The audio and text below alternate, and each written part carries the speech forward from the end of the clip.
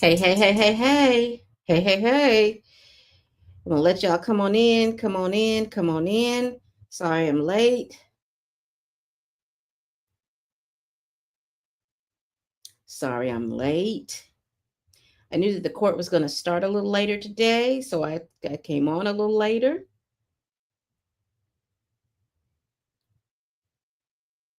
So as you all are coming in, y'all please hit that like button, hit that star button.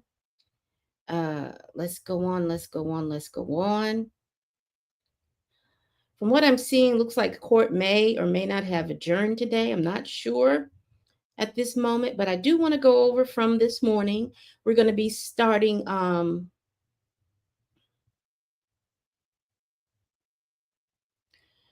as we were from yesterday with the what is it, Bungalong girl, and then we're going to get into. I do hear that Jane is coming up, and I'm interested to know and see about Jane. But let's just get started. Let's just get started. I've lost it. I don't see where it was. I had a little article from TMZ, I believe, that the judge had admonished Sean Diddy Combs for looking and gazing and doing something with the jury.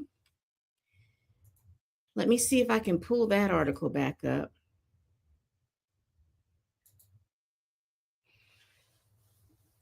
Let me share my screen right here.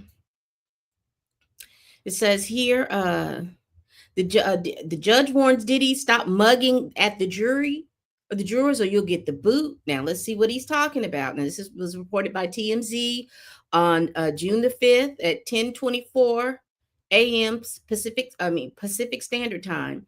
Sean Diddy Combs better quit making faces at the jury in his federal trial, or he'll be booted from the courtroom. That's the stern warning the judge hit him with Thursday morning.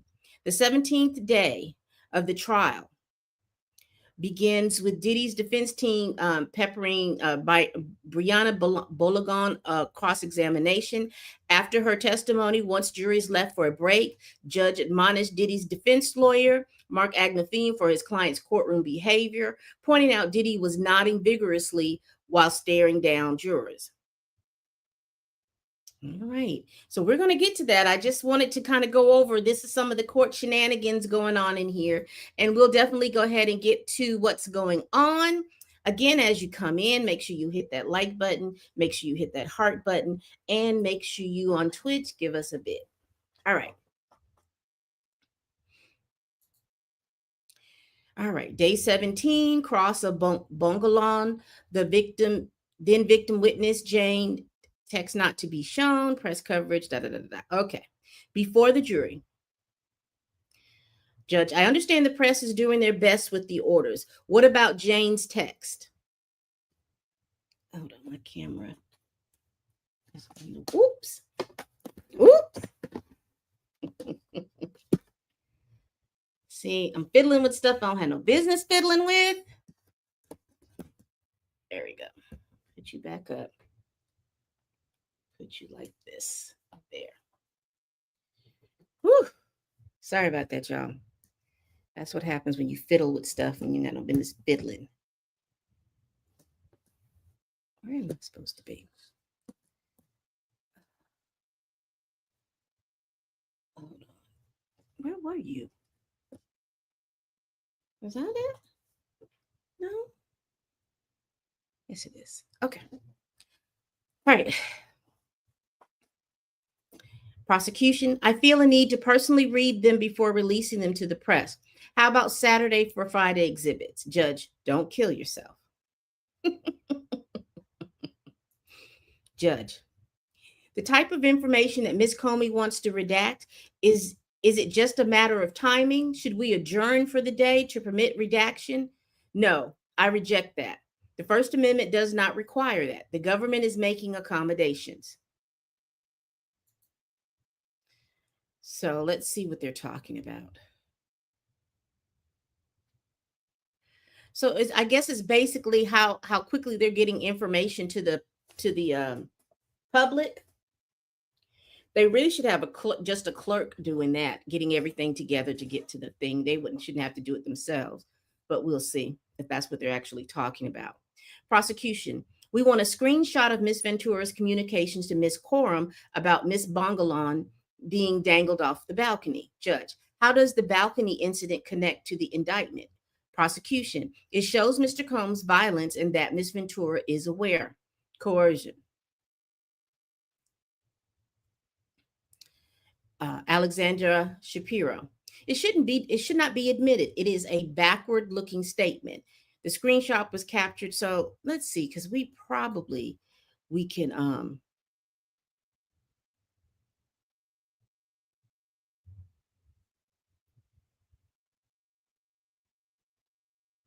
let's see. No, they're not addressing that. Let's see if CNN addressed it.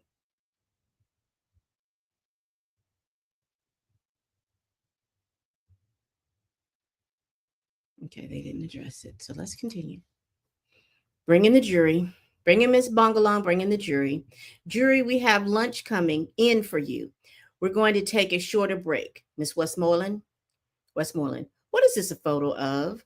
Bongalong drugs. Westmoreland. You sent this photo to Cassie? Yes. Westmoreland. Now, Defense Exhibit 12-2087. What's this? Bongalong. Some type of drugs. Westmoreland. How many types? Bongalong. I can't tell.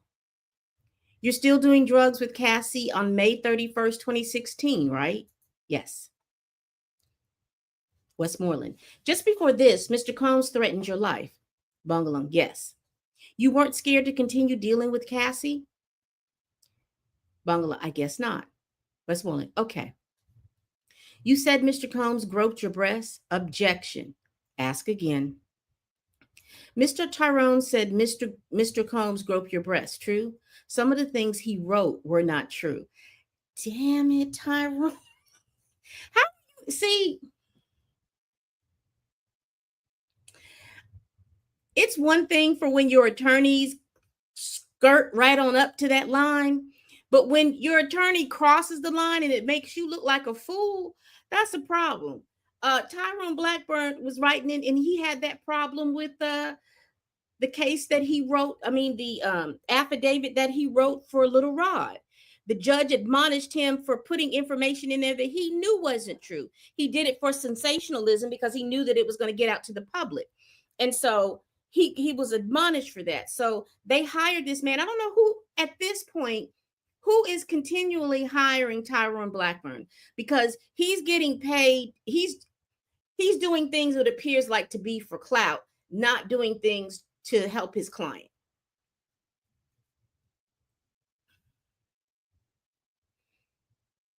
Some of the things he wrote were not true. Westmoreland. You fired him and hired new civil lawyers, and they drafted a lawsuit.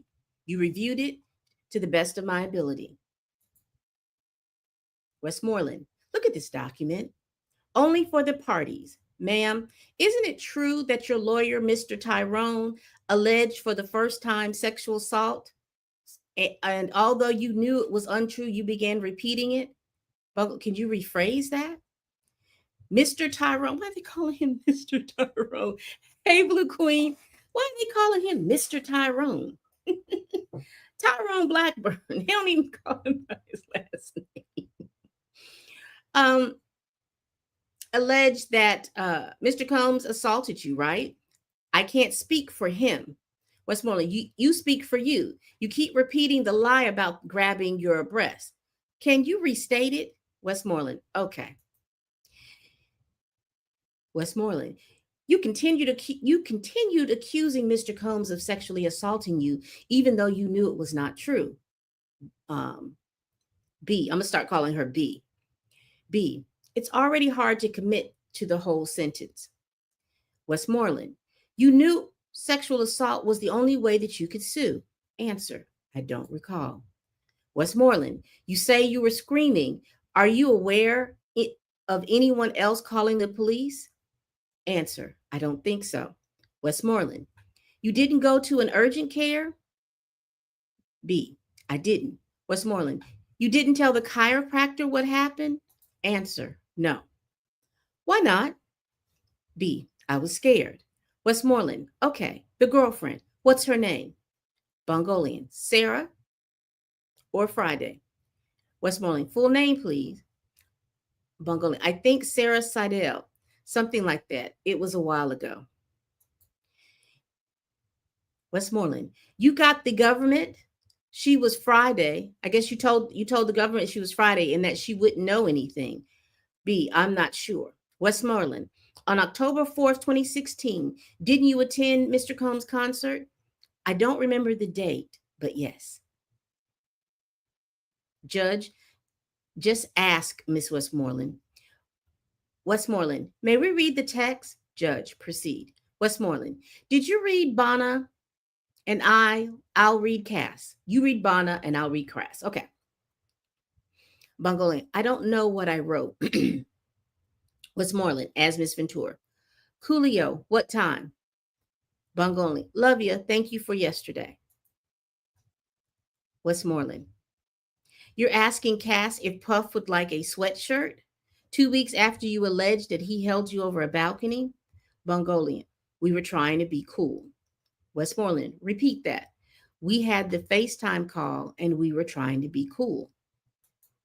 Westmoreland, isn't it true that you continue to see Mr. Combs and Miss Ventura because Mr. Combs did not cause you those injuries? Bungolian, part of the statement is true and part I can't agree with. Westmoreland, you see your phone number on this? Yes. This is Westmoreland. This text is from October 15th, 2016, from Mr. Combs to you. Answer, yes. Westmoreland, Mr. Combs wrote, if you're going to do K with her, at least have her back. Do you remember receiving this? Yes. Westmoreland, you remember the Bad Boy reunion tour? You started on it but didn't complete it? B, maybe one or two. Westmoreland, September 25th, 2016, the tour was at the Prudential Center in Newark, New Jersey. True? I'm not aware, not sure on the dates. He was on stage with Little Kim? I don't know. And at the Harlem Salute to Achievement? Objection. Sidebar. Interesting. Westmoreland, is this Trump International Hotel stay of Frank Black include September 26, 2016 in the room breakfast for $231? You see? Bungolian, yes. You agree one person can't be in two places at the same time. Bungolian, hard to say. Westmoreland, you told the jurors Mr. Combs injured you in LA on September 26, 2016. Prosecution, may we have a sidebar? Yes, you may. Sidebar. They're back. Westmoreland, Mr. Combs did not cause you those injuries in the photo you provided with the metadata saying September 26, 2016. I can't agree with that. Westmoreland, a person can't be in LA and New York at the same time. Bungolian, my answers is the same. Westmoreland, no further questions.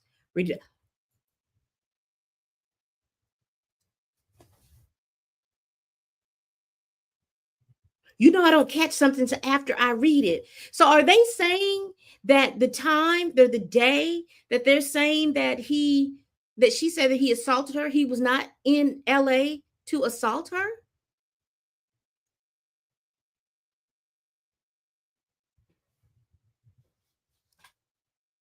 Uh-oh. Uh-oh. Uh-oh, y'all. Uh-oh. Uh-oh. That means she lied. Oh no. Oh girl, you can't be lying like that. And the prosecution should have prepped you better. Where is y'all? I can't. John Diddy Combs. Ooh, ooh, ooh, ooh, ooh. Y'all.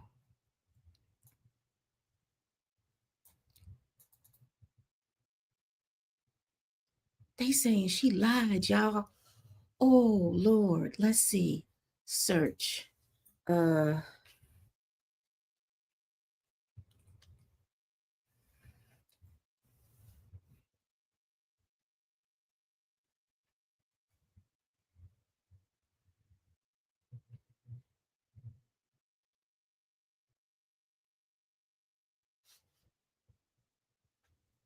Okay, so according to Cassie's lawsuit, I'm going to read 101 and then 102. It says here, around August 2015, for example, in the middle of a surprise birthday dinner for Miss Ventura's 29th birthday, Mr. Combs insisted that Miss Ventura leave the party and go to a hotel for an FO. When she expressed that she did not want to go, Mr. Combs had Miss Ventura cornered by his security staff in order to force her to leave with him. After this FO, Mr. Combs and Miss Ventura went back to the hotel room that Miss Ventura was staying in, where some of Miss Ventura's friends were already hanging out. Mr. Combs was severely intoxicated and at one point during the night picked up one of Miss Ventura's friends like a child and dangled the friend over the balcony of the 17th floor hotel suite. Miss Ventura and her friends were scared by Mr. Combs' erratic behavior, but Miss Ventura was heavily sedated because of the drugs she took to participate in the FO, was unable to respond to his behavior. Now, she said in her testimony that this was incorrect and that it didn't happen in a hotel. She said it happened at Cassie's apartment, right?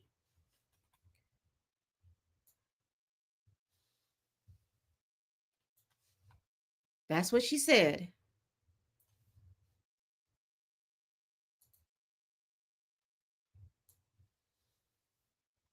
Hold on, y'all. That's what she said. Okay. And now she's saying it was a whole year later.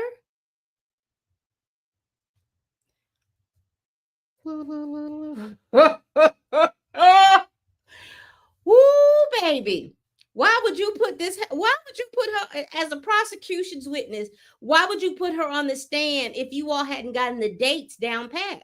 Because I'm sorry, I'm more inclined to believe Cassie than, oh, girl, you say, wait.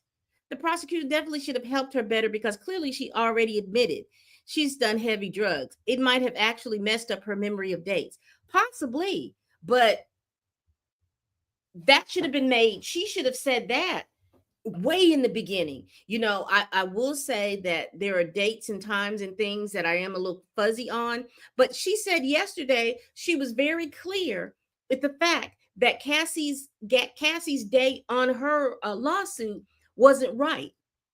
And then she says Tyrone Blackburn messed up a lot of her stuff. So y'all,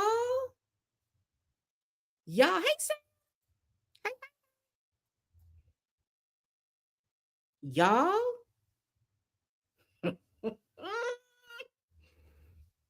baby, you might be going to jail because you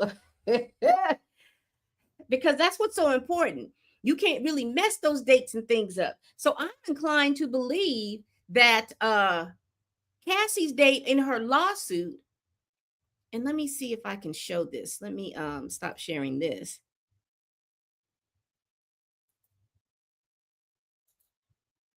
I hate this screening thing.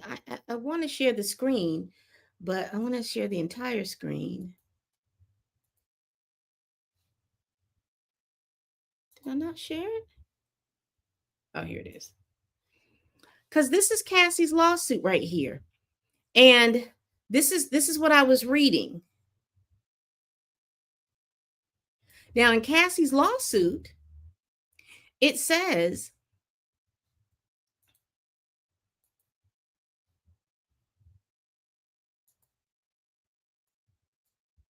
I don't know how to get rid of that page. There.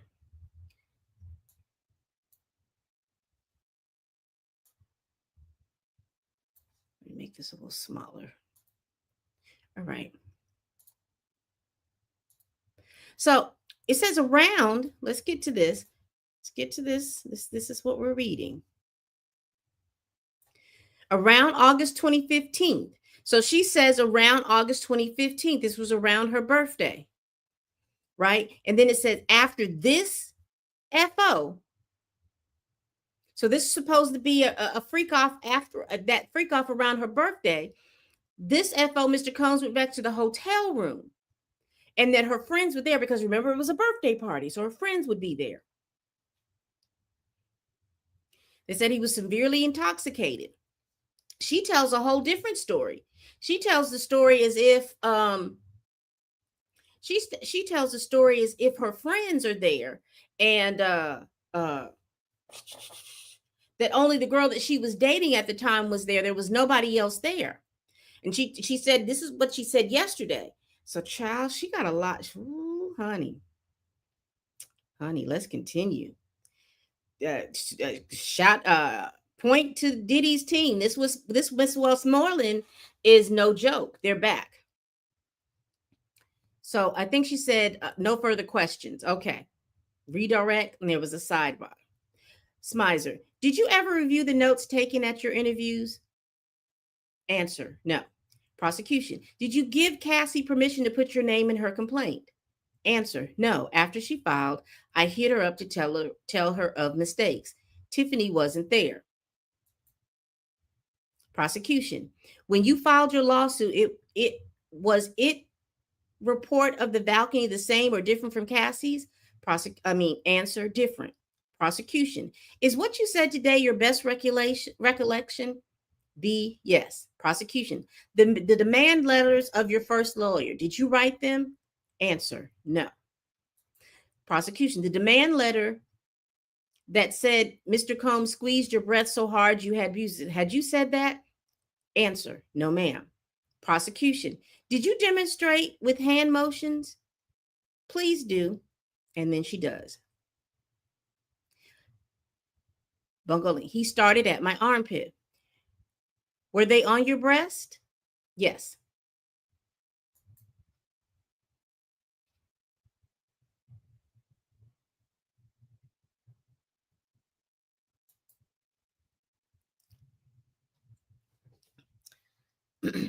Prosecution. Do you yourself know the exact date of the balcony incident? No. Prosecution, why not? B, it was a while ago. Any doubt Mr. Combs held you off the balcony? No doubt. Prosecution, nothing further. Recos, Westmoreland, yes. In a follow-up interview with the government, you gave them pictures of your leg injury with metadata, true? I gave them pictures. Westmoreland, when you sued Mr. Combs, you weren't rich. I was not. Prosecution, Westmoreland, you saw this as a chance to make 10 million, true? The judge would review.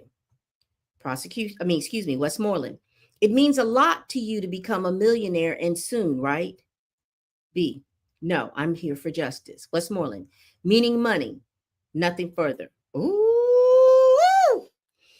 Baby, Diddy getting his money's worth with this Westmoreland, and he's getting his money worth with Steele, because their job is to poke doubt, reasonable doubt in everything that these witnesses are saying. That's what their job is.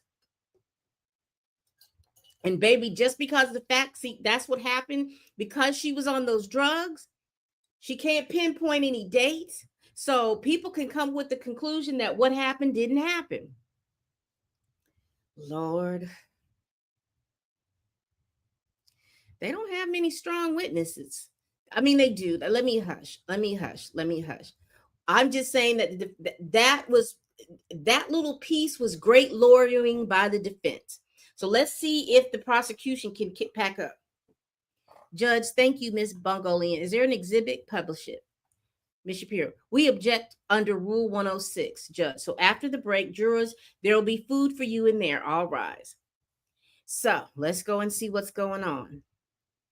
So about these text message chains. Prosecution, these are screenshots of messages between Miss Ventura and Christina Coram. Is KK coming today, y'all?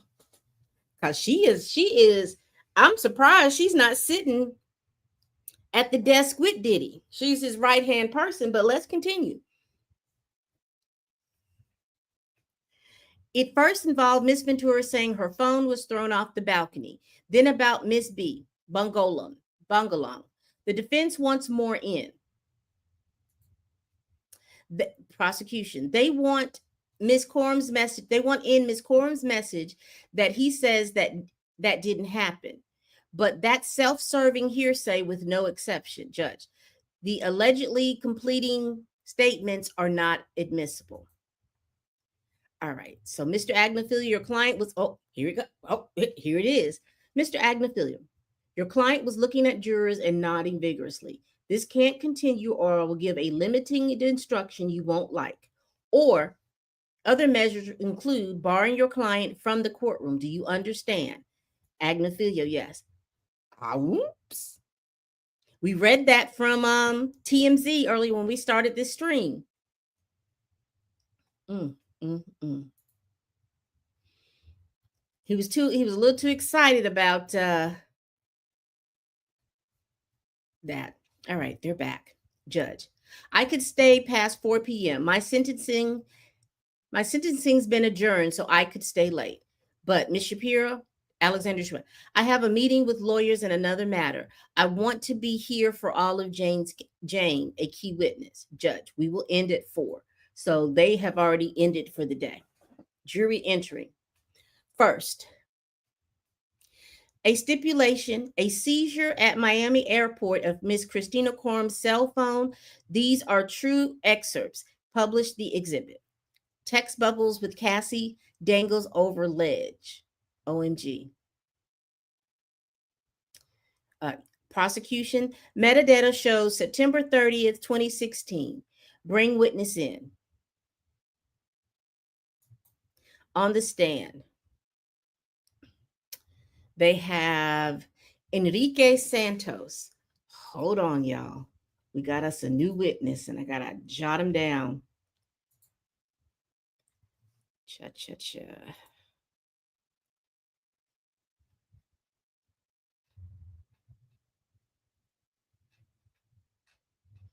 Ooh, our list of witnesses are getting long, y'all.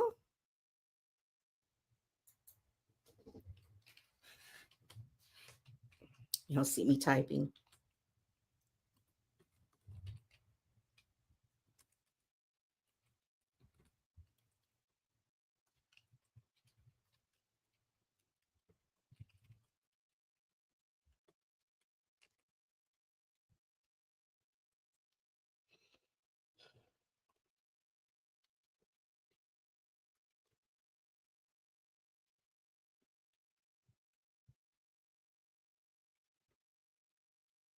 All right, who is this person?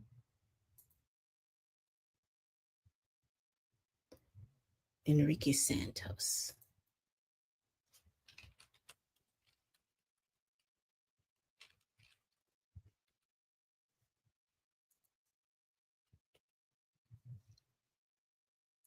All right.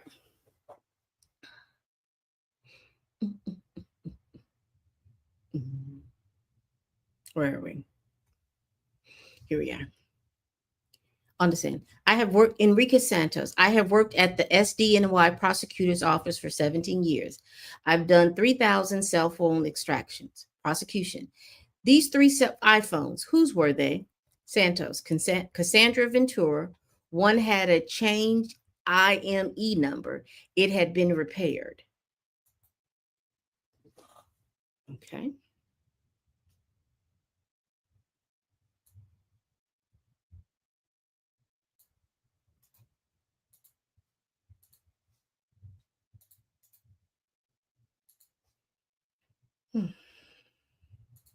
All right. Prosecution. If a user takes a screenshot, what is the metadata? Santos. Creation date, modified date, where it's stored. Prosecution. This exhibit, is it another extraction? Santos. Yes. Prosecution. No further questions. Defense. Some deleted messages remain? Santos. Yes. Garagos. The September 30th is the capture date of the screenshot, correct? Santos. Yes. Garagos. Thank you. Judge. Next witness.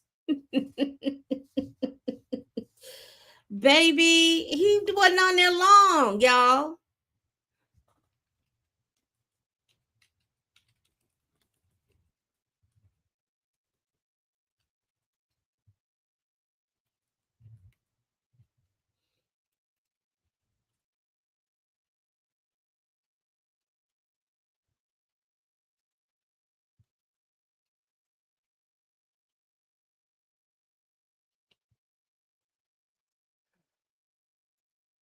He wasn't on there long. He wasn't on there long at all.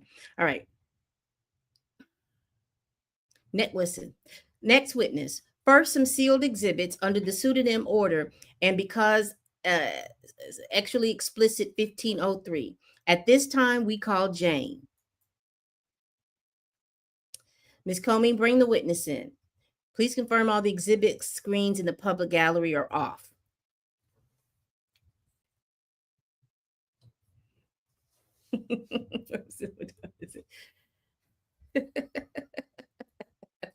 Wait. You talking about with Enrique?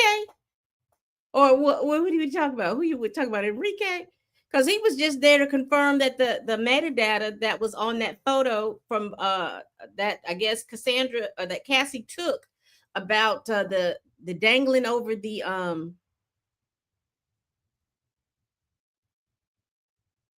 it says text bubble with Cassie, and it says dangle over ledge, OMG.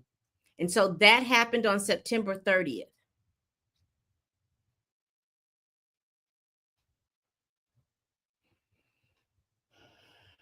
That's all I can tell you. That's all he was there for. So now we have Jane. Jane takes the stand. Inner City Press is not describing her physical appearance. Prosecution. Where did you grow up? Jane, California. Your level of college? Junior college, then modeling. With whom did you have a relationship in 2021 to 2024? Jane, Sean Combs.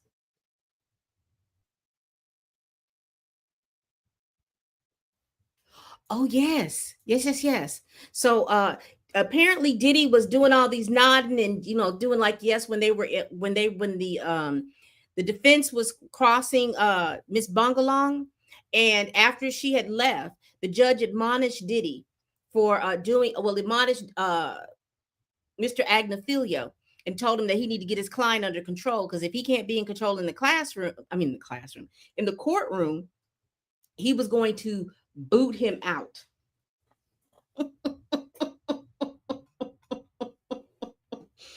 He was gonna boot him out. So, child. And see, I first learned of it from TMZ because I did a live at 12 when I usually start these lives at 12, but I had another live that I needed to do with Holly and DDG. And then when I was on TMZ, it came up and I was like, oh. So this is what he was doing. So while they were cross-examining her, because there was a point in that cross-examination where they fumbled, she fumbled on some dates. Where Cassie's lawsuit says that the incident of dangling over the balcony happened around 2015 or something like that. The defense said that it happened. She said it happened. Excuse me. Let me go back to what Cassie said. Cassie said it happened after her birthday party, after a freak off around her birthday party. Miss Bungalong said, no, it didn't happen then. It happened at Cassie's apartment when it was just her and her girlfriend spending the night with Cassie. And so this was supposed to have happened in 2016. And so the defense was able to stumble her up because on September the 16th, Diddy was in New York. And they were saying that the dangling over the balcony didn't happen because he couldn't be in two places at one time. And so apparently, while they were going, Diddy was like, and he was looking at the jury doing like this, yes, and so the judge peeped that, and the judge was admonishing Mr. Agnafin, telling him he can't do that. He can look at him, but he can't do all these extra gestures or anything like that. So. Child, a mess.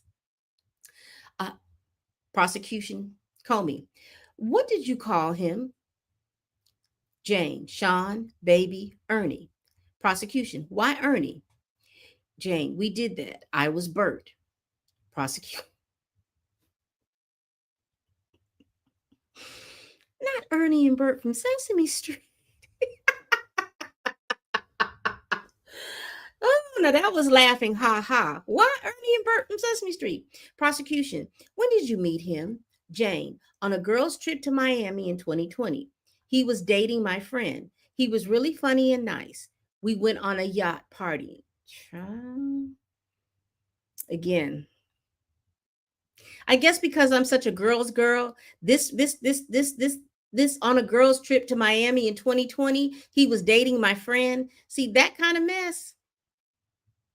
I can't abide by it. Now, like I said, every woman is not a girl's girl. So, and don't follow girl code. So I guess that's just how it is with some of these folks. And I'm not going to attribute it to age because there are some women that were never girls in my generation as well. So we'll just continue to go. He gave me his cell phone number. Prosecution. Did you see drugs? Jane. Yes, that first night. One of my friends said she wanted drugs, I guess. Prosecution. I don't want you to guess. Where did you go? Jane. The studio in 2 Star. A man pulled out pink powder. Jane. My girlfriend was upset. She thought I was getting with Sean, so we left abruptly. The next day, drinks by the pool, then movie night in the theater in his residence. He texted me, I'd like to take you out. I replied that I felt complicated. That I felt it was complicated, I guess. Prosecution, where were you living then? The East Coast. Prosecution. So, I can't say this on my live. I can't say it on the live. I can't say it on the live. I'm so sorry. I was about to say something, but I can't say it on the live. Uh, Prosecution. Did Mr. Combs contact you? Jane. Yes. He was flirtatious. He invited me to Miami. Prosecution. Read these texts not shown in the gallery. What does he say? Jane. He says, call me Ernie. Prosecution. Who was pursuing who? Jane. He was pursuing me, but I was being considerate of my girlfriend. But she got engaged and moved overseas. So I felt I could do this Sean thing. Prosecution. Had she been seeing Sean and her fiance at the same time? Jane. Yes.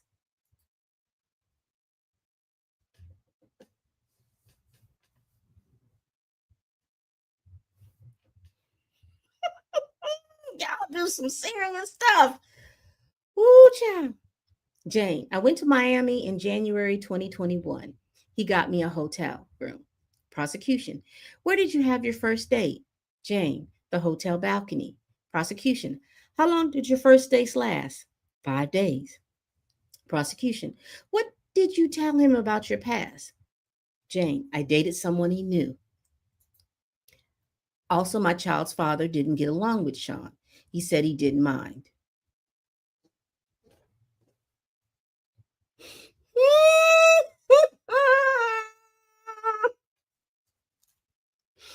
Oh my goodness. Oh my goodness. This is not looking good, y'all. I hate to read it because see, I believe I know who she is. And this is Lord, let's just continue. How many children do you have? Jane, 1. Prosecution. What did Sean say about his relationships? Jane, only my friend. He said it wasn't a real relationship. Now let me go back up. Hold on, y'all. When did she say she met him? Okay, so it was 2021 to 2024. Y'all, let me do this real quick. Let me go on and put her in here. Oh, dear geez. All right.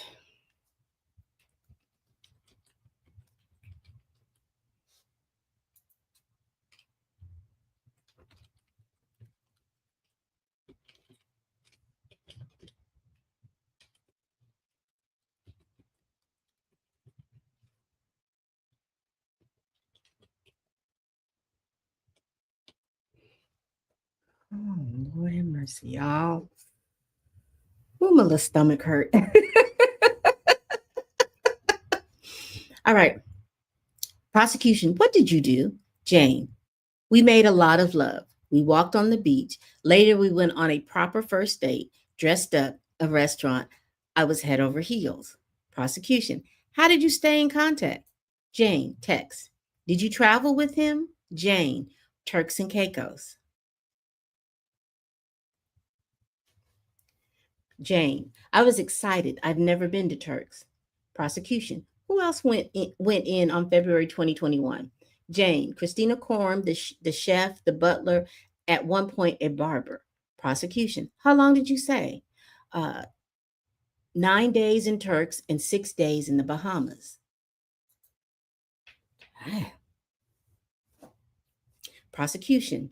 We're going to play a video, not shown in gallery, loud music. Jane. I took the video. Prosecution. What do we see? Jane. The villa, the vibe. Prosecution. What did you tell Sean? Jane. That I was a single mother. On social media, I called myself a content creator. Prosecution. What was your work? Jane. Advertising brands on my social media. Prosecution. What did he give you? Jane. A love bracelet. He said he gave me money because he'd taken me many days away. I really appreciate it. Prosecution. How much? Jane. 10,000. Prosecution. What drugs had you used before? Jane.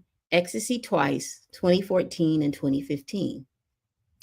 Uh, you used it in Turks? Who suggested it? Jane. Sean. Like 10 times. In the pool, he gave me a pill and said it would be more fun. I was walking down to the beach with him and I fell. I think I was screaming too. They put me in the shower. KK did. Prosecution. Did you take another pill? Jane, yes, but a smaller dose. Oh, so she took a pill and it was so strong that she fell down in the beach and she was screaming. Oh, wait a minute. Wait a minute. Hold on, y'all. Oh, he has those he's got those real strong drugs. He has, hold on, y'all. Hold on. Hold on.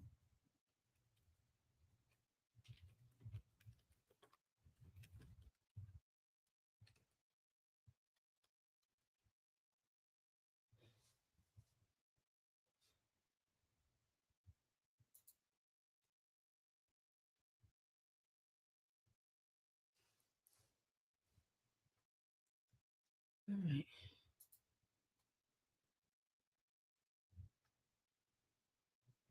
Hold on.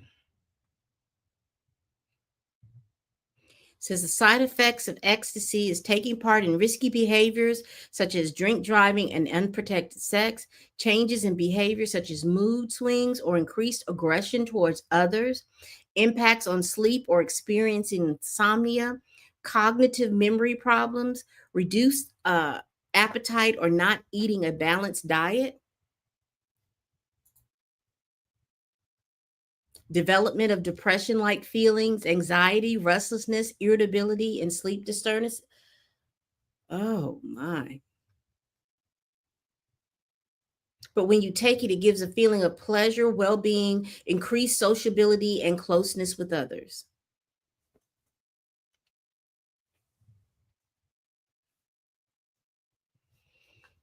Ooh, baby. So she out there taking it and drinking it and then fell down the darn steps.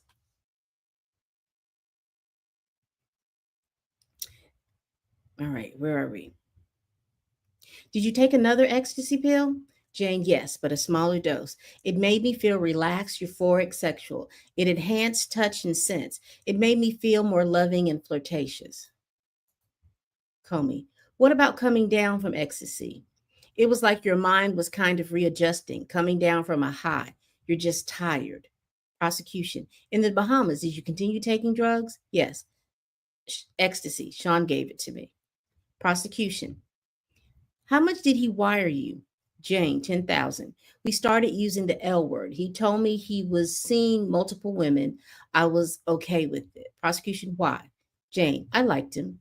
Prosecution, did you have the sense you had the option of a monogamous relationship? No.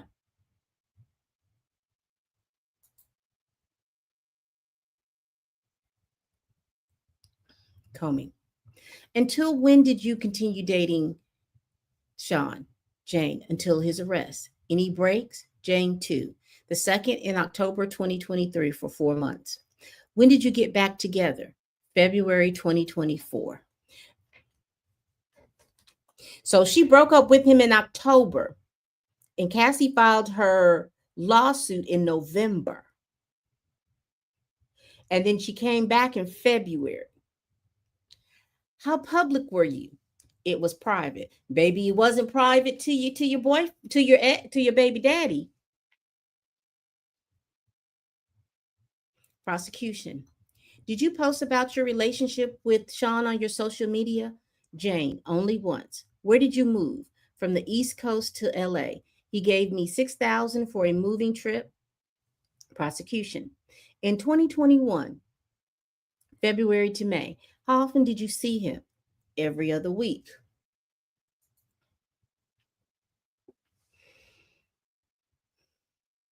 And this is what I keep asking the questions. He's got a lot of time for this type of behavior. And that's why I kept saying his assistants, and particularly this KK lady, was so competent. It appears like she was handling all of his business, handling a lot of his stuff was being handled because he had a lot of time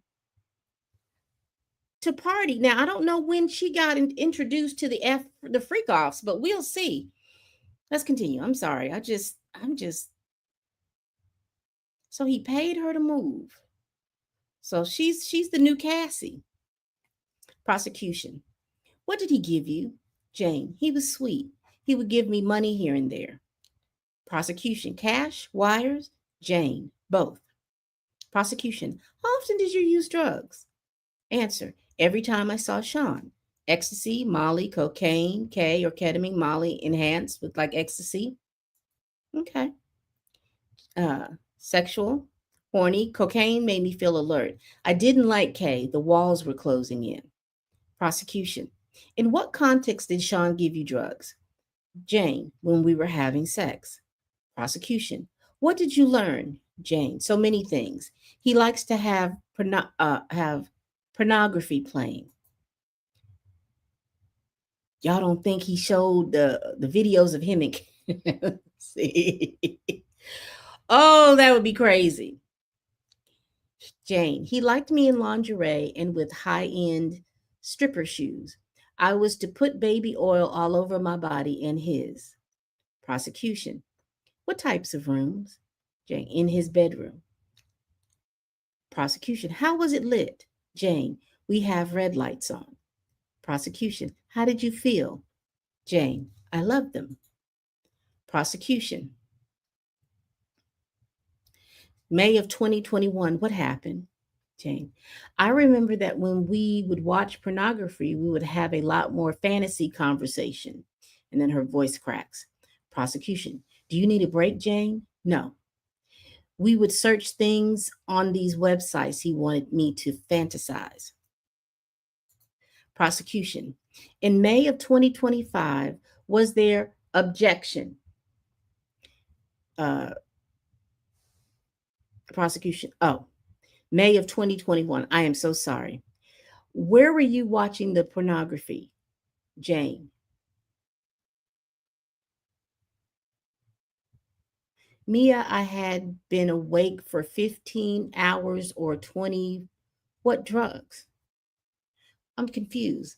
So she was with Mia?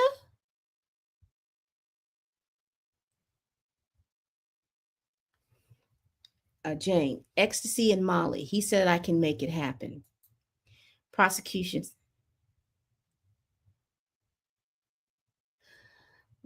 Comey, what did you say? Okay, Jane.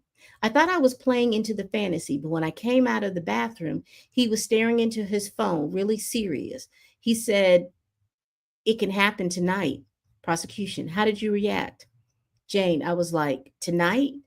Then, okay. Then we were in a hotel. I saw the assistant setting up the room. The lights were already red. Prosecution, do you remember what assistants? Jane, I don't. He says there's someone coming. He knows the guy. I was super nervous listening in.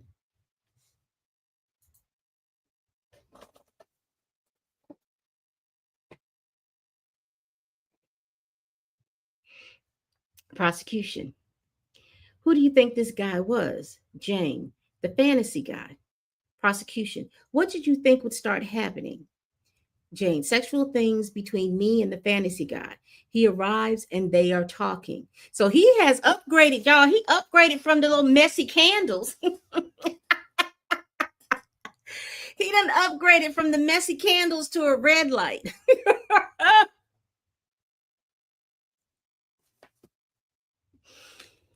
So now you got red light specials going on. Prosecution, who do you think this guy was? Okay. Prosecution, what did you think would start happening? Okay. Prosecution, it was a regular hotel room or suite? Jane, a suite. Prosecution, what did you do? Jane, I said hello to everyone. I saw Dawn. Prosecution, who is Dawn? Jane, one of the entertainers. Prosecution, published the photo to the jury, not shown in the gallery, no personal information on it, presumably. Jules was shown and the bookseller. Prosecution, what next? Jane, I was on the couch with my robe on. My legs were crossed. I was nervous. Prosecution, what happened next?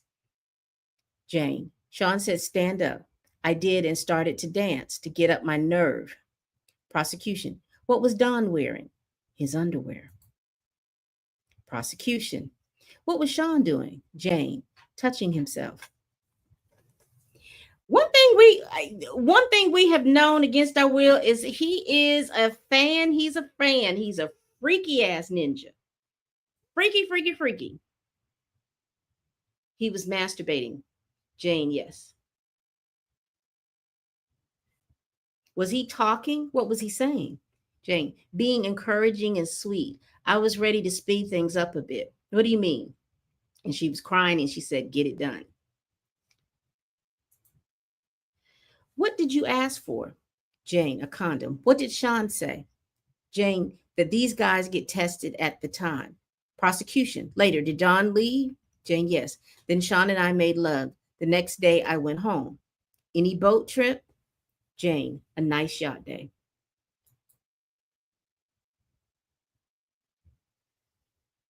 And I would say this, and again, and this is no slight to the people that have come in for her coming in, but I just want to tell the ladies that this is why guys think that you're transactional with your bodies and things like that. Because if you really are uncomfortable and nervous about something, and you know that you're nervous about something, and if your relationship is depending on whether or not you get it, you have to question yourself as to, is this really a relationship you want to be in? He does. He's a he, I believe he's so used to being able to direct and tell people what to do that that's something that he can get away with. But also too,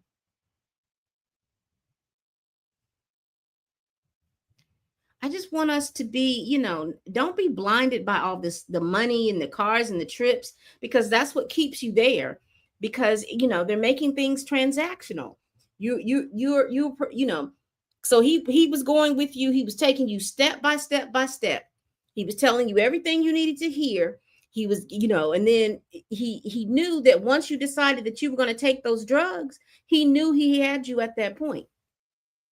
And he gave you such a dose that you could have been taken out of this world. And she says she's a single parent.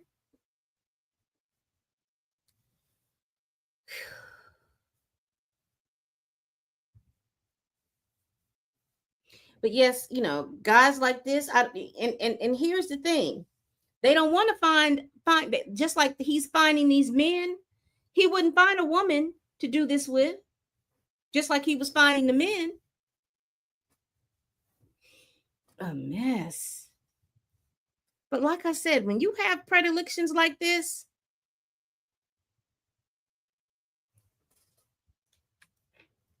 you got to stop just bringing everybody into your foolishness. Prosecution. Comey, how do you feel? How did you feel? Jane, I felt exhilarated. It was taboo. I had a good time with my partner. Prosecution. Did you think you'd do it again? Jane, no. Or maybe a few times, something taboo. Prosecution, how did things change? Jane, it opened up a Pandora's box. Yes, once you open that box, you can't close it. Once you go through this, once you go through that door, you can't go back. Once you expose to someone, or someone can have any ounce of something on you, and particularly, again, with sex, there's so much shame tied to it for women. It has to be.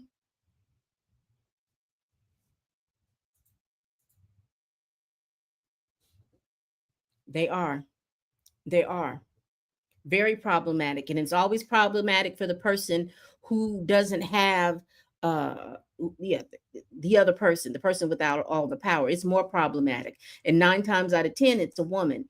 And eight to times out of 10, what happens, society says it's always your fault as a woman.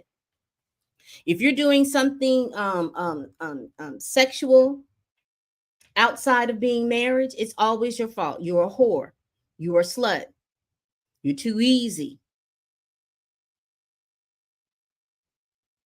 And it doesn't even matter if the sex is consensual or non-consensual. This is how Western society works.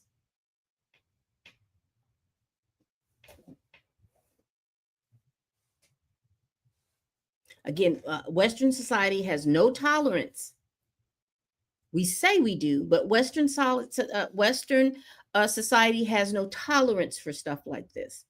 And so they don't look at it as a power dynamics. You're either, as a woman, you either wanted it, or you should have stopped it. All of these things they claim, that a woman has the power to do all these things to a man, and he has no power at all. But again, it goes back to this, what I was talking about as being transactional. You're doing these things and they're giving you things. So it's expected. Well, I gave you $6,000 here. I gave you $10,000 there. I did all those things. And things start to make sense. They didn't make sense to me when I was younger, but they make sense to me now. So I'm going to spew it as my mom said. You do not accept gifts from men, because they're going to be expecting you to give them something for the gift that they've given you. And I remember being in high school, that my a guy that I liked and I was dating, he wanted to give me a bracelet, and my mother told me, no, he can't have that. Give it back. You don't let a man give you anything. You don't let a boy give you anything. There's nothing wrong with you getting a birthday card, or something, something small like that, some chocolates, or some, even a flower or two. But no, when you start talking about jewelry, when you start talking about money, when you start giving people clothes or anything like that, that was a big no-no. Because she always said they're going to be expecting something from you. Now, she never did tell me what they were to be expecting from me. But as I've gotten older, a lot of the time it's always something sexual. This case had made it obvious that there are way too many people who don't understand what consent truly means, right? That's exactly why men like him go after younger women, of course. And men will say, no, it's just because they're fit, feminine, and fit. No, it's because they are easy. They're moldable. All you have to do is tell a young girl that you love them and you love them forever and you want to be with them, and they're the prettiest person that they've seen, all of these little different things.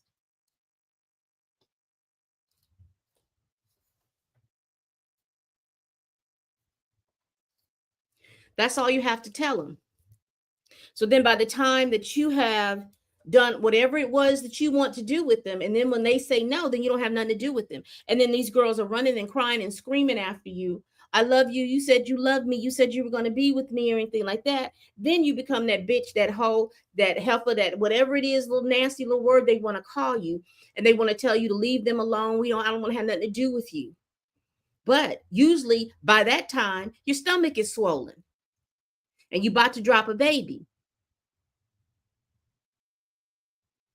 And then he's just going to go on to the next person who's a little younger than you and do the exact same thing. This is why you hear a lot of men talk about they have 4 and 5 kids with 4 and 5 different women.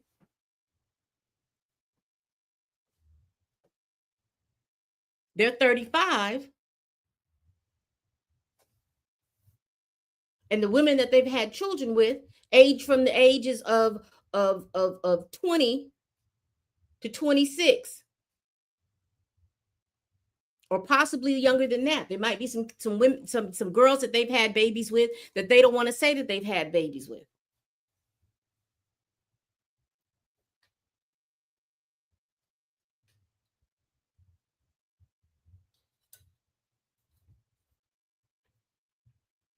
And so then these young women are now out here in the world. And I would say half of them will give the next man hell because that first man gave them hell. So then we see this cycle of just doing all of this crazy stuff. And it always starts with some older dude messing with some younger young woman, causing havoc and confusion.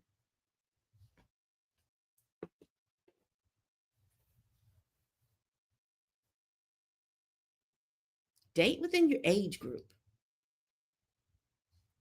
Jane. Okay, what did I miss? Sorry for the soapbox. It opened up Pandora's box. Jane. There was so much of it afterward, too much of it. Prosecution. How often? Jane. All the time. I went along.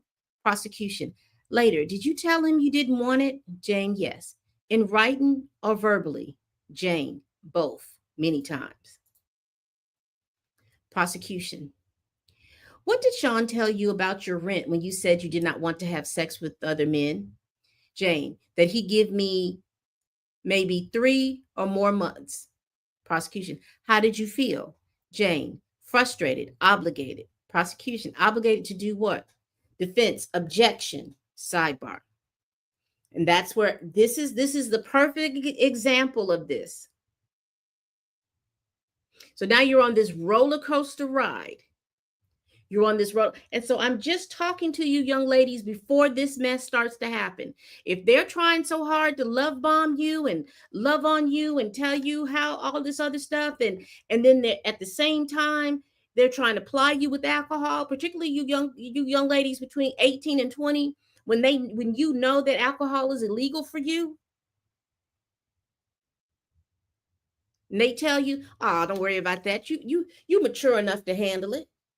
And you only get a glass that one time. You get a glass of wine that one time. And maybe that second or third time. But then by the 4th time, you're probably drinking a half a bottle because it's several glasses at this point.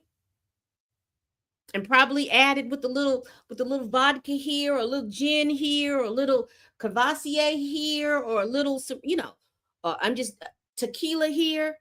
Oh, let's take a shot of tequila and you can drink the rest of the wine. It's gonna just mellow you out.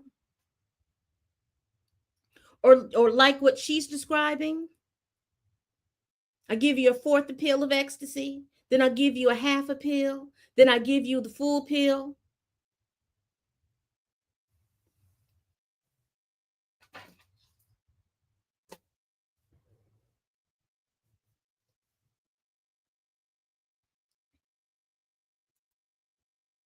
They're back. Comey. Between 2023 and at the time of his arrest, did he pay your rent and make you feel obligated to have sex with other men? Jane, yes. Prosecution. What did you two call this night? Jane. debaucheries, or hotel nights. So freak offs were Cassie. They have been rebranded in the 2020s. And now they're debaucheries or hotel nights. Because freak offs had candle wax everywhere. Debaucheries had red light specials, but they still had the baby oil. How often did you see him? Jane, often. Prosecution. Every time you see him, did you have hotel nights? Jane, yes. Even though we spent a day or two together after, it all felt like a hotel night. Prosecution. Who decided when? Sean, on short notice. I always had childcare ready.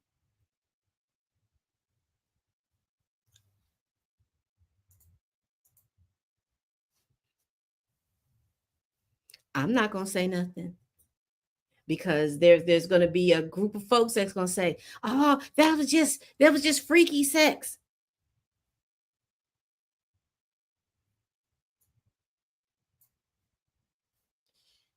Anyway, I always had childcare ready. Prosecution. Excuse me, Jane. I was always put together. Prosecution. What did you mean? My hair, my nails, my tan. He wanted me beautiful. Prosecution. Did you go out with friends? Not after a trip of some in the summer of 2020. He was dismissive. In the summer of 2021, Jane to France. So again, different person. There are some tweaks in what happened.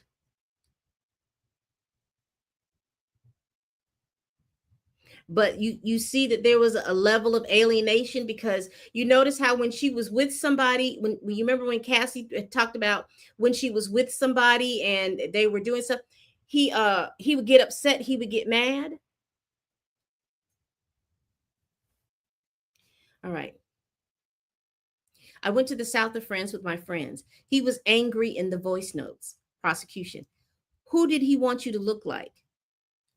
Oh, how did he want you to look, or who did you want you to look? Jane, straight hair, ponytails when we had sex. He wanted me to pierce. Prosecution, where? Jane, my nipples. Prosecution, we'll talk about that. Prosecution, between 2021 and the break in 2023, how much money did you make and how? Jane, social media posts, but that went down because my presence went down. I was focused on Sean. He would give me money here and there. Prosecution, how much at one time? Jane, 20,000. So she was on social media. And just like on social media that we know, if you're not posting and doing all this other stuff, your engagement goes down. Prosecution, did you tell him you wanted to make your own money? Jane, when OnlyFans got big, I told him I wanted to do it like one of my model friends. He gave me this hesitant energy like, no. Prosecution, what is OnlyFans? Jane, subscribe to models. I do nudity.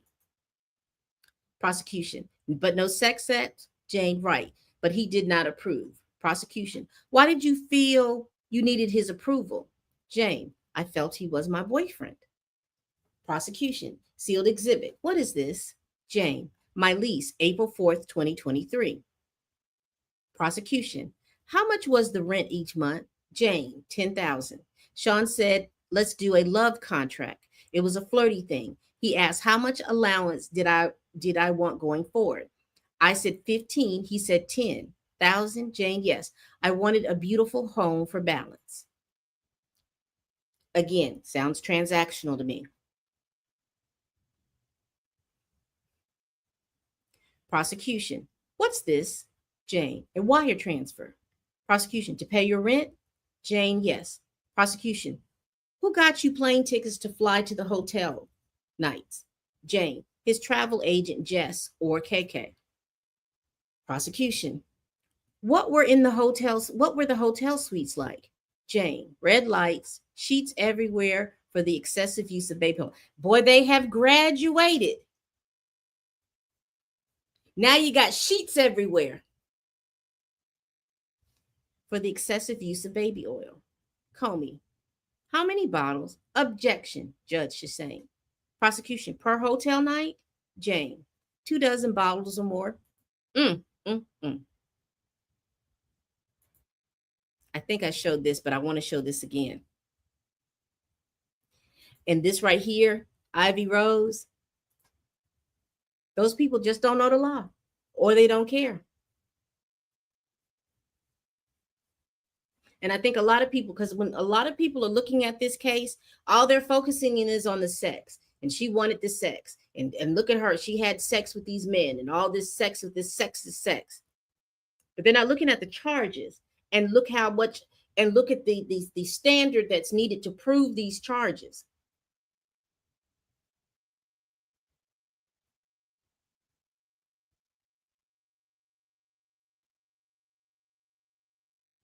Now they have to touch on that they went to different cities to do these things. Prosecution. This night, exhibit not shown to gallery. Where was the hotel night? Jane, in my apartment. Prosecution. What did you wear during these hotel nights? Jane, lingerie, high stripper shoes. Prosecution. What would you and the other man do first?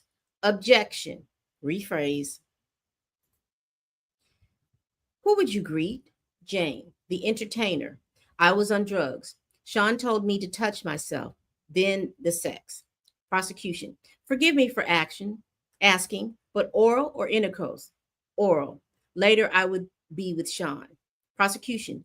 Would you clean up the ejaculate? Jane. No. Prosecution. How long were the hotel nights? Jane. 20 to 30 hours. Prosecution. We could break here, jurors. We may start staying later. Do not speak with each other about the case. All rise. All right, so with the jurors gone, Jane's counsel wants you to remind you that those in the gallery not to report any personal information from the lawyer's screen. Agnafia, may I submit a letter about the SCIF? All right, so let's keep going. So they're adjourned. Whew, that was shout out to Inner City Press because that was so enthralling and he got all the good information. I didn't even check CNN and all this other stuff. So let's go to CNN real quick. Let's see what they say.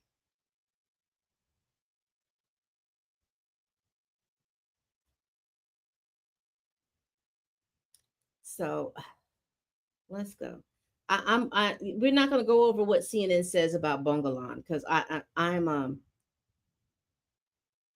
more enthralled with what's going on with mm,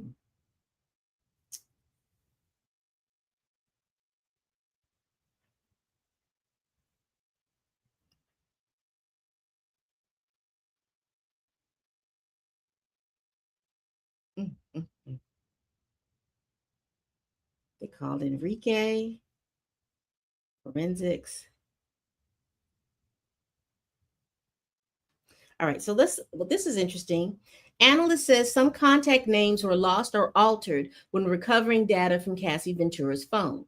Digital forensic analyst Enrique Santos testified that he extracted data from 3 iPhones belonging to Cassie Ventura. He said investigators recovered several deleted records from the devices. Santo testified that when the deleted records were recovered, certain messages lost contact names, or had strange characters inserted into names. Santos confirmed that there were many deleted messages on the 3 devices. When asked, Santos confirmed that if a text message thread is captured in a screenshot, the capture date of the screenshot does not mean that that's when the photographed text messages conversation occurred. He's off the stand.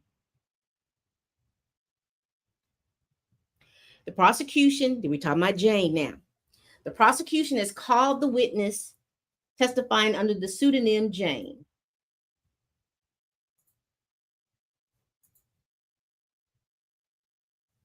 All right.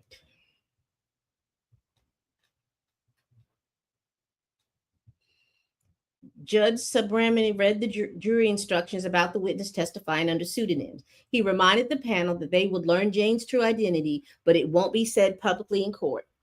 The jury was then shown Jane's driver's license with her identifying information.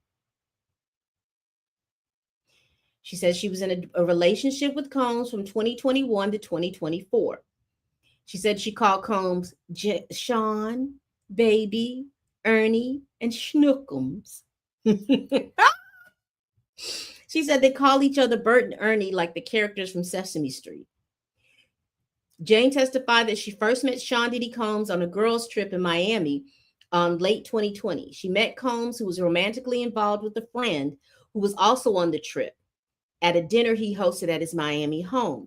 He paid for the trip. So we got all that information. And they partied on the yacht.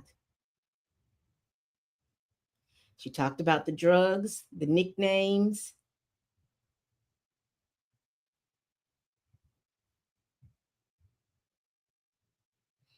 Okay, so it says here, Jane's group left Combs' house abruptly after that because her friend who was seeing Combs at the time suspected there was something going on between Jane and Combs. Interesting. Wonder who that friend was. Jane testified that the next day, Sean Combs hosted a pool party for them. And on their last day in Miami, they all watched a movie together. She said Combs was texting her during the movie, asking if he could take her out. She testified that she told him they would be in touch. After Jane left Miami, she said Combs texted and called her. She said, I remember he was flirtatious and he was inviting me to Miami, she said. She said that she was hesitant at first because her friend still had feelings for Combs, but after her friend got engaged, she felt like she can consider the possibility of being with Combs.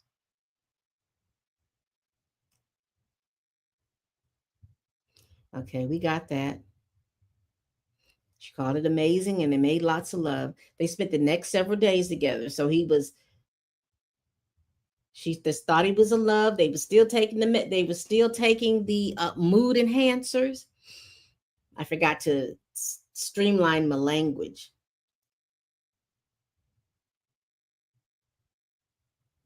I told him that it was my birthday coming up and he was super excited and said we should go on an island getaway.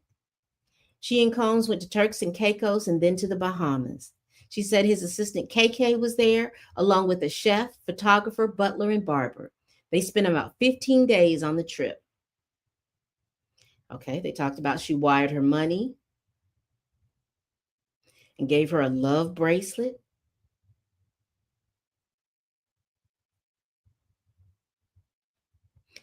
Okay, she said that the ecstasy made her feel relaxed and euphoric. It just enhanced touch and sense and made me feel even more loving and flirtatious with him, she said. Jane testified that she took ecstasy several more times during the trip. Sean Diddy Combs provided the drugs and determined her dosage every time, she said. After returning from the trip, she said that she was even deeper in my feelings for Sean. Mm-mm-mm. She got flued out.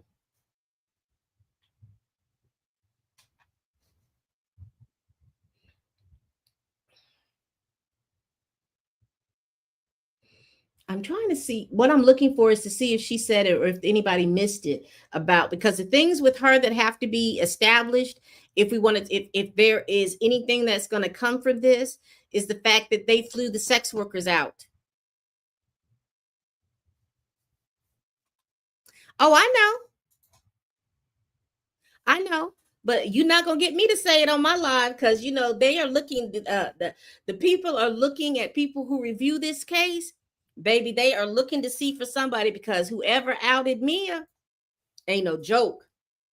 They say it was no joke. So, and people that that the contacts that I've had, they said they are serious about that. So I don't even, and I'm even at the point now. I don't even go on lives or anything like that with other people because I've seen how a certain population of us will mention the name just because you know they just want to mention the name. I don't even want to be on those people's lives. I don't even want to be on those people's lives. So yeah, I know who she's talking about. When she mentioned the boyfriend, I knew exactly who she was. But we'll continue. But I see that he upgraded his freak offs. Let's see. He used the red light and he's adding more sheets. Let's see. So they'll probably get into it tomorrow.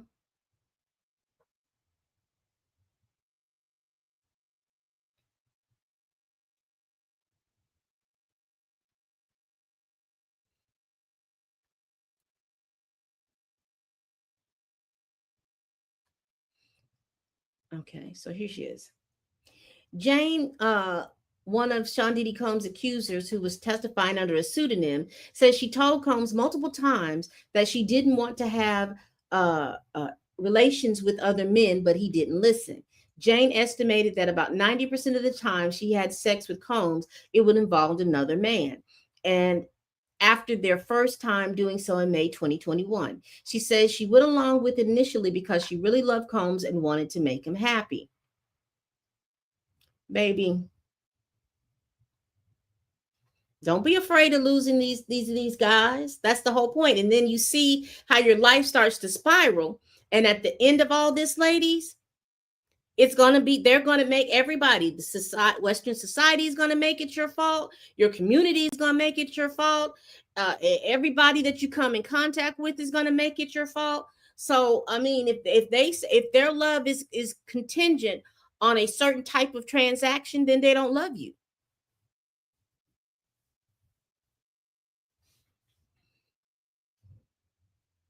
Let's see. So he set her up. He was paying her rent.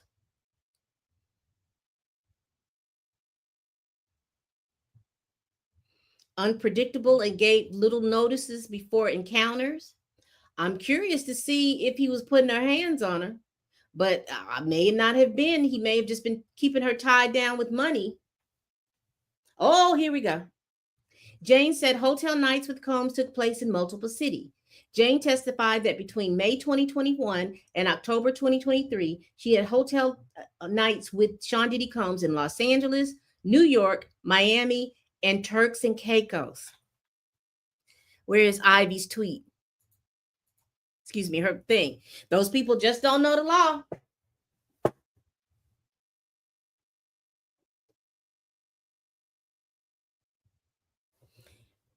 They got him on both counts of this trafficking.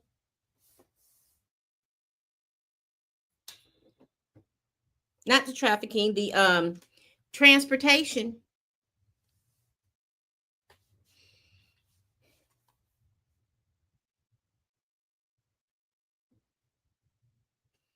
Baby, what are y'all thinking? A mess. A mess. A mess.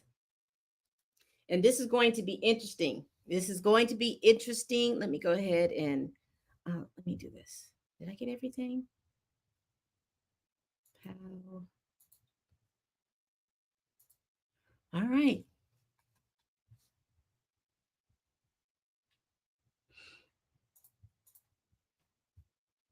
Mm, mm, mm, mm, mm. What do y'all think? What are y'all thinking? Child, all of this is a mess. All of this is a mess. Now, just to recap, we read how Miss Bungalong, the defense, kudos to the defense. They hit a win on that. I don't know how the prosecution recovered a little bit, but once it's out there, it's not going to be unheard. The dates are wrong. She claimed she made a big argument. What was it, yesterday? That the dates that Cassie had in her lawsuit were wrong. And then when she comes and she calls herself correcting the dates, they're saying that that date was wrong. So, and from what when Cassie did a tweet to KK, it said September 30th. But the prosecution messed up because they should have, if they had that information from KK, they had that information from Cassie's phone, they should have presented that information before they sat down and they started talking to Miss Bungalong. Because now what her testimony sounds like is that she's the biggest liar. Now, I will say that she did say that her mind was frazzled with drugs. But again, it was important that if the prosecution thought that she was moving in a bad place, they should have objected. They should have done something. But anyway, I think the prosecution finished strong with the or recovering or getting people not to think more about Miss Bungalong, but getting people to think more about this Jane Doe. So we will see you all back here tomorrow. We're gonna come back here tomorrow at 12, and so that we 12 Central Standard Time, 1 p.m. Eastern Standard Time. So they would have had tomorrow morning, and we'll go over everything that they've done on tomorrow morning, and then we should then be able to catch up. And I think that they're going to stay later to 4 o'clock, so we'll be able to we'll probably catch up with what some of the stuff. And if I find some more information about what happened in or outside the courtroom, I'll also let you know about that as well. All right, people. We do this every week. Please like, comment, and subscribe. The prosecution is making all kinds, and that's what happens when. I think that's what happens when you do things and don't do things in order, and you're bouncing around and doing all these little different things. I think if there was, and have a certain person assigned to something, because it was like too many people were bouncing, getting up.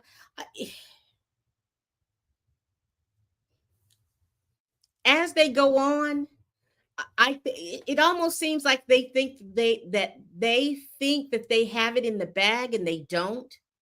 And I think that they need to understand that they don't have it in the bag, because simply you're trying to prove this RICO. Now, as far as with the transportation of workers across state lines and going out of the country, you've proven that's proven. Bam, you've got those 2 counts. The trafficking is where you all have to tighten up. And in the RICO, they've shown that there has been bribery. They've shown that there has been coercion. And they've shown that employees were doing things to facilitate all of this, from carrying money and stuff like that. But they still need that second person. I mean, because I know and understand about unindicted co-conspirators, but you're talking with the jury who are regular folks like me, and they want to see somebody else in there on that table, or they want to be able to see, they need to say something like, did we charge you with such and such and such and such? Yes. I mean, I don't know if they can say this. You lawyers let me know if they can say this, but I'm just like, they need to make it understood that these actions, even though they're giving people all of these immunity, they need to say something about that. Just something. And I don't know how they can say it, how they can make the foundation for it, but it just seems like something needs to be said. Like, this person you worked in this agency. Make sure that they put that. What did you do? Did you do illegal? If you've done these illegal things, they need to call out what those things are illegal, and then ask them, who did you do it for? Who asked you to do these things?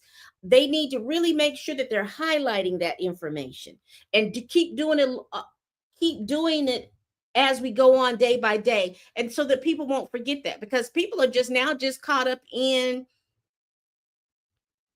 sex, lies, and sex, drugs, and rock and roll. What is it?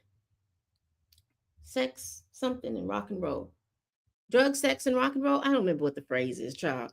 But they're just caught up on that. And people are just caught up in, again, like I said, because there's women in here, and there's money and careers and 10 album deals and stuff like that. Everything seems, if you're just a layperson, everybody is seeing these things and saying, oh, well, it's transactional. If he wanted this, then she was going to get this. If she wanted that, she was going to get this.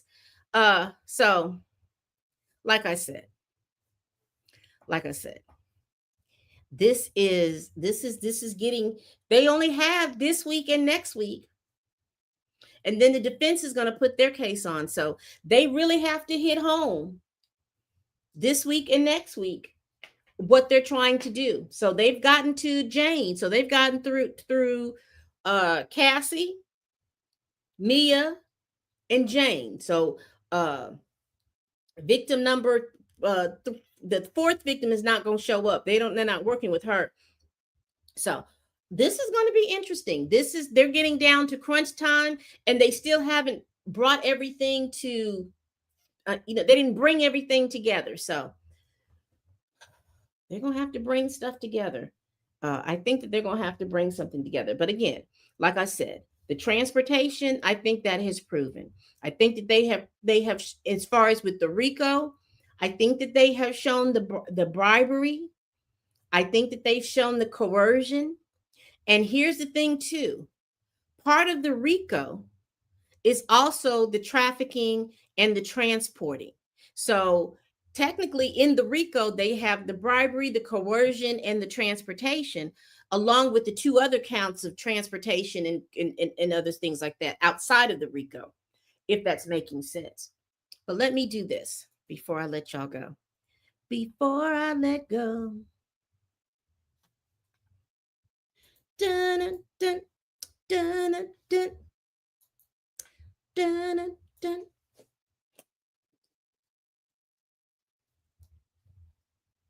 So, and also let me pull this up. Let me see if I can find it.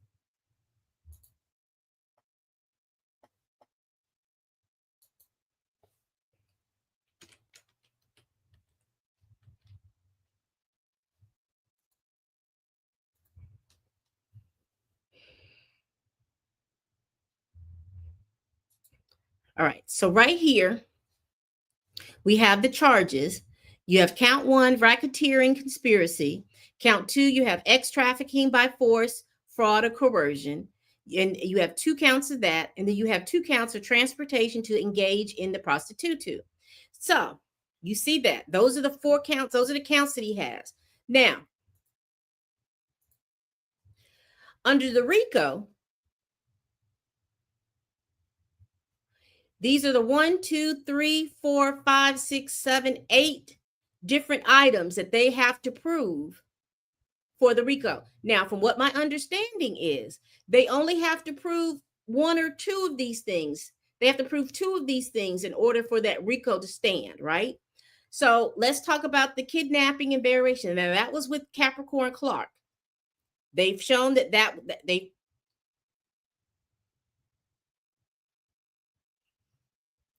was with Capricorn Clark. We've got the arson, that was with Kid Cudi. We have the bribery of witnesses, that comes from the Intercontinental Hotel. Witness tampering, obstruction of justice.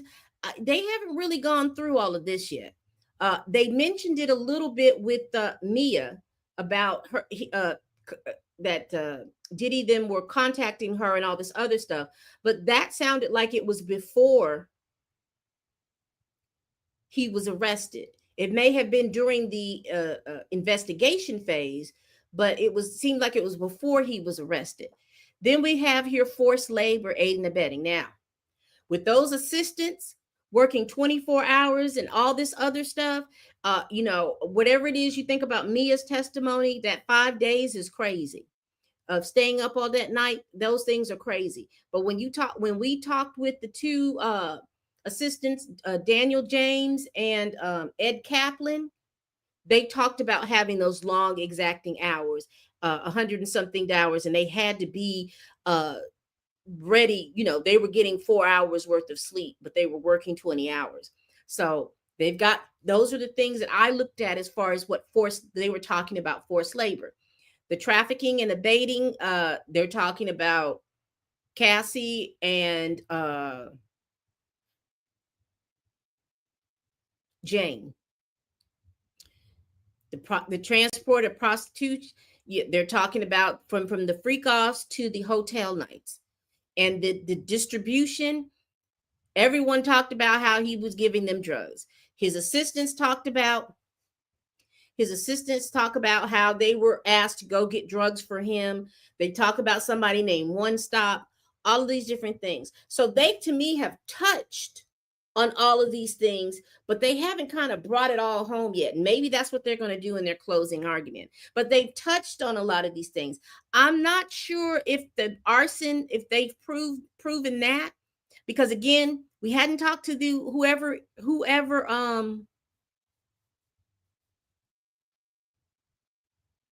they hadn't I don't know about that arson. I mean, it was very salacious to hear about all this stuff, but I don't know if they really brought that arson thing home. I'm not really sure. I think they did a good job. I believe Capricorn Clark. I think that they did a good job with the kidnapping and stuff. And I also think that they did a good job in with the forced labor uh, on Capricorn Clark when he blackballed her, when they talked about her being blackballed, and when they talked about the settlements and contracts and all this other stuff that was supposed to happen. So I think that they may have gotten that through Capricorn. So that's just my assessment. Y'all let me know what y'all think in the comment section. I really would love to hear what you all have to say. But again, that's all I got. Y'all, I'm gone. I'm going to go ahead and find me something to snack on. I drank coffee too late in the day, so I got to get out here and maybe, I hope it's not raining or looking like it's raining. Maybe I can mow the back of the lawn, something to, or I'll just get on my treadmill or something. All right, people, we do this every week. Please like, comment, and subscribe. Please share this video if you care. And again, let me do this really quick before I do that. Again, shout out to Nate the lawyer. He was the one that did this graphic, and I've been using his graphic because it makes so much sense to me to be able to see it in this manner. All right, please tell a friend, tell a kin, tell a coworker, tell that heifer that you can't stand. Because if you tell her, she'll be over here watching the videos and she won't be bothering you. That I'm over here making these videos. And as always, people, see you tomorrow. Bye-bye.